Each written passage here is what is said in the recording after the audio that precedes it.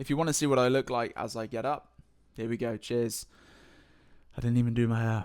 It's about 5:30 a.m. But I couldn't sleep because I wanted to do the finishing part of this Q&A. Part 2, final part.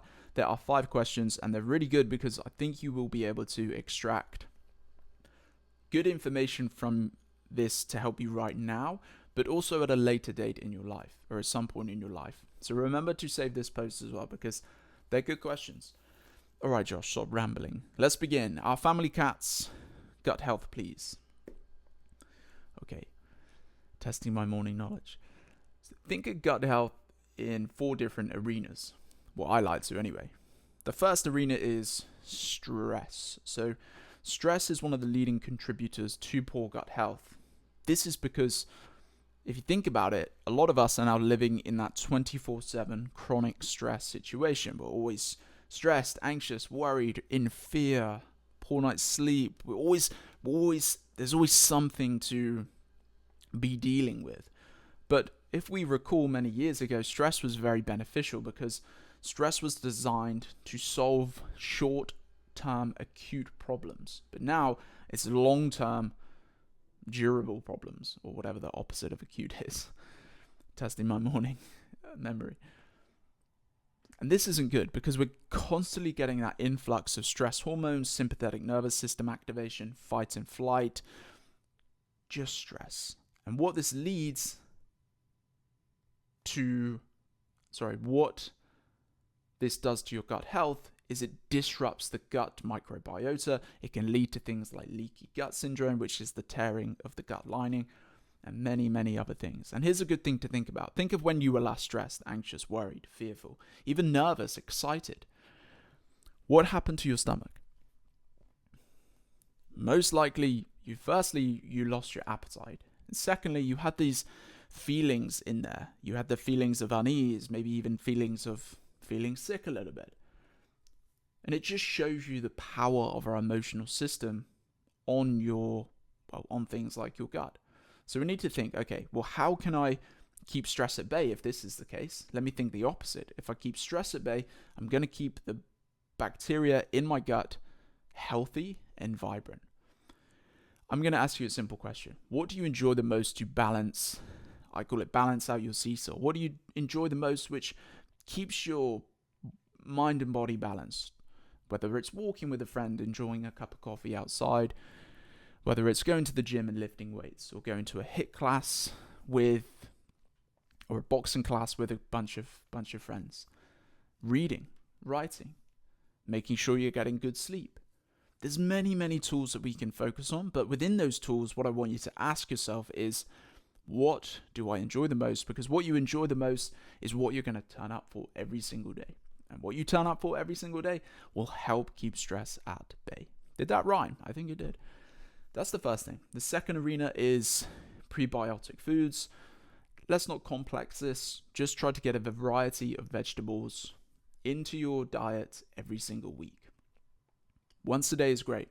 If you can start there, again, you're feeding literally your gut bacteria with health-promoting life or health-promoting benefits. You see where I'm getting at. So prebiotic foods every day if you can, and stick to a variety of vegetables in your diet. You can't go wrong there. 3 is actually then probiotic foods. These are the things like yogurts, kefir, sauerkraut. I believe tempeh is very high in probiotic foods as well. Now, probiotic, you don't necessarily have to think, I need to get these in every day as well. Because sauerkraut, kefir, they're not the nicest things to eat, right? But with that aside, the point is, I don't think you have to be consuming these every day. But if you want to and you feel it's going to be beneficial for your gut, not mine, then do it. But what I'm saying is build up slowly. Try to get 2 days in the week where you have a little bit of a probiotic intake. And then you build up, right? Add another day as the weeks go on. Add another day. And then eventually you've built the habit up of having a little bit of probiotic benefits once a day. Then the last thing is exercise. Really good studies showing exercise, once again, promotes good gut microbiota, but it actually influences more life there. So it's like watering a plant. When you water a plant, over time that plant becomes bigger, it becomes more life. There becomes more life in the plant as it continues to grow. And that kind of reflects what exercise does to your gut. And how you exercise, I don't say you need to be doing this, it's mandatory. Again, what do you enjoy? What you enjoy, you will turn up for every day. But I do recommend lifting weights a few times a week, getting outside walking every single day, stretching, mobilization often, and doing things you love. I can't stress that enough. Doing things that you genuinely enjoy. Cool? So that hopefully covers the full arena of good gut health. I hope that helps. Okay, Dala, core exercises where you don't lay on your back. Good question. We often think as core as the last 20 minutes of a workout, right? You're just going to do some sit-ups or you're going to do a little side plank. But I actually separate core from abdominal training because core, there's so much more to your core. Core helps with so many different processes in the body. It promotes spinal fluid moving in and out of the spine. It helps with digestion. It helps keep your lower back stable. It helps you move. You know, if your core didn't switch on, your arm wouldn't be able to move without you falling over, or your leg wouldn't be able to lift without you falling over. So our core is a very, very complex system, deep-rooted in our body. Think of the core like a spider web. In the middle of the web gives life to the rest of the web, right? So if there was no middle of a spider web, the, whatever you call them, leading from that center wouldn't exist. And that's the same with the core. The core gives life to your extremities. So think of core standing up as walking every single day. I can't stress that enough. Because as you walk, you're promoting imbibition, which is moving nutrients in and out of the intervertebral discs in your spine. That's just one benefit of walking, which is going to help with that core activation in a really low impact way. Another suggestion that I do a lot with clients, or when I was working one-to-one with clients, is things like picking things from the floor. I need to stop saying things like picking things from the floor. Picking a dumbbell from the floor. Picking a barbell from the floor. Picking some load, medicine ball. Picking some load from the floor. Because when you're picking something from the floor, you have to engage the core to be able to withstand that load. And what this does is has a direct impact on what you do in everyday life. We're picking things from the floor, picking your shopping bags up, picking your children or your grandchildren up. Oh, I've dropped something. I need to pick that up from the floor. So core there, you're training your core in a standing position to help with everyday life. That's where I like to go with the core. Am I making sense with this question? So 1, walking on your feet, picking things from the floor, otherwise known as some sort of deadlift position. I think that's really beneficial for you. Let's give you another one. Let's do, you know what? Yoga poses as well. Good yoga poses standing up where you're using strength holds like the warrior poses, where you're using strength, but you're adding mobility, you're adding elongation at the same time. And this can only play benefits. And once again, you're really activating the core here because you are doing a myriad of things in a single move. You're not laying on your back, you're not on your knees, you're on your feet, doing different, I don't know all of the yoga exercises, but the warriors, we're in split stance position, you're extending, you're flexing, going into lateral flexion, engaging the legs with the upper body at the same time. So with yoga, you're getting the body to work in a cybernetic way, if that makes sense, or not cybernetic, everything working together. Once again, this plays impact with your everyday life because we need the body to work efficiently in our everyday life for us to remain pain-free, for us to move efficiently, and for us to avoid things like falls and getting injured. So think of certain yoga poses where you're on your feet. Did that make sense? Cool. I hope I'm answering these well. It is early. Be easy on me. Last two. Last two. Sylvia, sciatica pain relief. Okay, so sciatica pain relief.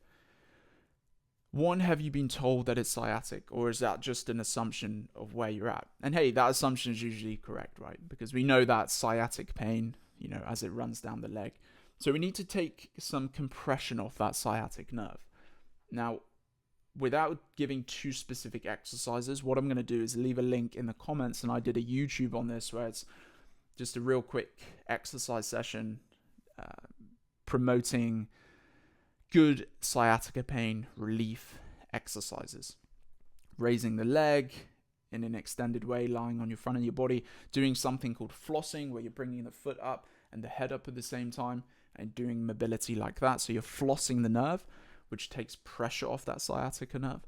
So we want to think about taking pressure off, not necessarily stretching. So not stretching the hamstrings, not trying to stretch the back, because although that might provide immediate short-term relief, 20 minutes later, you'll probably get that pain back. So we need to think about taking pressure off it. And I'm going to leave a link in the comments for you to have a go at that session. And a little prehab recommendation. So prehab preventative. Just think of, again, moving every day. Think of getting those primal movements: squatting, lunging, pushing, pulling, twisting, bending, gait. Move the body how it's designed to move, because if you can do that a little bit every day, then you're really keeping things like sciatica pain at bay. Did I just rhyme? That sounded quite good. Need to write that one down. So just general movement in the day will prevent the sciatic nerve being compressed. Now, of course, there will be times where you can't move every day. Life happens. But just do your best to get in the mindset of, okay, let me do as much preventative work as possible. I'll focus on what Josh says for now. Squat, lunge, push, pull, twist, bend, gait. Gait is walking, jogging, or sprinting. Did I answer that? So I'll pop a link in the comments for that YouTube session. Okay, last one, I think. Knee exercises and stretches would be great. Good one to finish on. So I want you to think of the knee as, I describe it as two train stations. Train station A, train station B, then the knee is in the middle, which is train station C. So if something happens to train station A, what happens then to the middle train station, which is your knees? They're going to be affected. Let's say this train station had a flood. This means these passengers can't get to this station. So there's disruption there, there's dysfunction. Same with this train station. If something happens to this, the knee gets affected. Now these two represent your hips and the glutes, and this one represents your ankles and feet. The knee is directly impacted from the health of your hips and glutes and the health of your ankles. So think of your knee health as starting from the ground up, so mobilizing the ankles, but getting them strong and stable as well. Making sure they're loose, because if they're loose, strong and stable, along that kinetic chain towards the knee is strong, stable, and loose as well. So that knee can track nicely on that train track. Then we want to think about above the knee, the hips and the glutes. And this is more strengthening. This is keeping the glutes strong and powerful. Keeping the hips mobile, strong, stable, agile. And this keeps the knee tracking efficiently as well. So we want to think about everything around the knee. Now, of course, there can be direct impact and trauma to the knee. You fall on it, maybe have some arthritis there. But what we can do to keep our knees as healthy as possible is looking at the health of the hips and the glutes and the health of the feet, ankles, and leading up towards the tibia. So stretches wise, don't look at the knee to stretch. Look at above, potentially the quads, just above the knee, the thigh muscles. Stretching that, if it's tight there, that can pull on the knee upwards. Stretches and mobilization more so for the ankles, keeping that loose so the knee can be loose. Okay, remember the knee is influenced by many other things to keep it healthy. So think of all of those things: strengthening the hips and the glutes, mobile ankles, and stretching above the knee as well, keeping the quads tight, keeping the quads stretched, keeping the hamstrings strong, everything around the knee to keep the knee healthy. And I have loads of reels on this as well. Maybe I'll link that as well. But I've just done a recent one, so you should check that out. It isn't too far, probably 2 weeks ago, so be sure to check that out. All right, everyone, I think that is it. You've seen me with my bed hair. You've seen me stutter, even though I've had coffee. But I'm going to leave it there because they're the questions I have been given. So enjoy your day, enjoy your weekend. I really hope this Q&A was really beneficial for you.